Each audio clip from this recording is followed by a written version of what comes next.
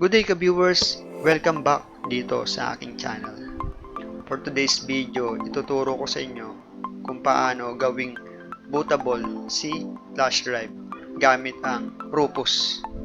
Hindi tipo sa Rufus. So, may mga requirements para magawa yan. Unang-una, dapat meron kang PC. Pangalawa, dapat meron kang flash drive. Pangatlo, dapat meron kang OS. At pang-apat, kailangan meron kang Rufus.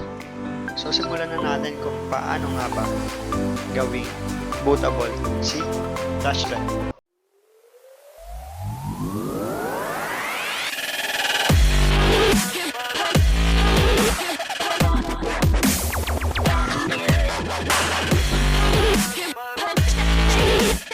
So, ito yung Rufus. Ito yung Windows 10 na ISO. Mada-download yan dito sa official site ng ito yung Microsoft.com. Dito na-download yung Windows 10. And then, yung official site ng Rufus. Ito yun.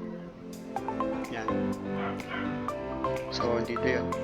Ito, Rufus 3.30. Click mo lang yan and then magda-download na yan.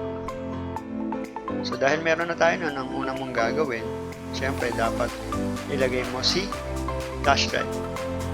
Yung nalagay na sa flash drive, open mo lang itong si Rufus. Open lang natin. Right click or double click. So, ito yung ano natin, flash drive natin, no label, 16 GB. 8 to 16 GB or 32, no? Pero mas maganda kung 8 to 16 GB yung flash drive mo. Huwag bababa doon, no? Okay. So, ang gagawin mo lang, ayan, click mo lang to. Ito, okay na. Auto-select na pala siya, sorry. And then, boot selection. Unbootable, pre-DOS, disk, or ISO image. So, yung Windows 10 kasi natin, naka, ano siya, ISO type, no? Naka Windows ISO. No? So, kaya ito yung ISO image. Select lang natin. Select tayo ng ano, ito, isa-select natin to si Windows 10. So, ito yung ano natin, ISO image no Windows 10.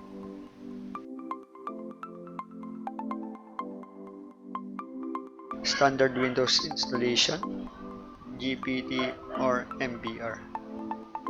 Okay, so hindi ko na-explain yan, no?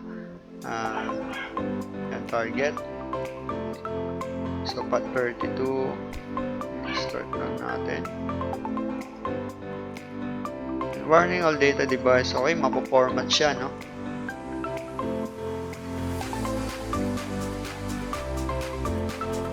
So, yun guys, ganun lang naman kadali gawing bootable si flash drive. So, pagka natapos to, no, pwede mo na siyang gamitin, pwede mo nang i-format. Let's say meron kang client na gusto magpa-format ng PC or classmate mo, pwede mo na siyang gamitin once na matapos to, no? So, hintayin lang natin matapos.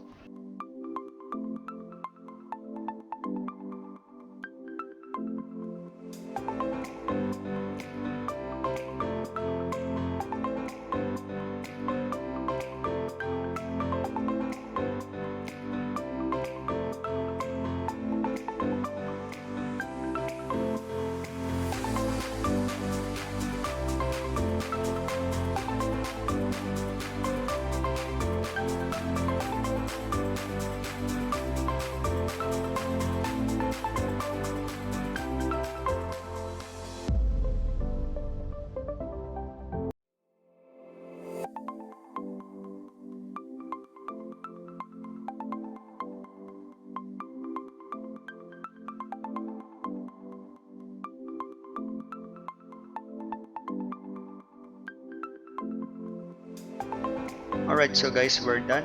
Since na-bootable na si flash drive, pwede nyo na po siyang gamitin pang format. So hanggang dito na lang. I hope may natutunan kayo today. At maraming salamat ka viewers.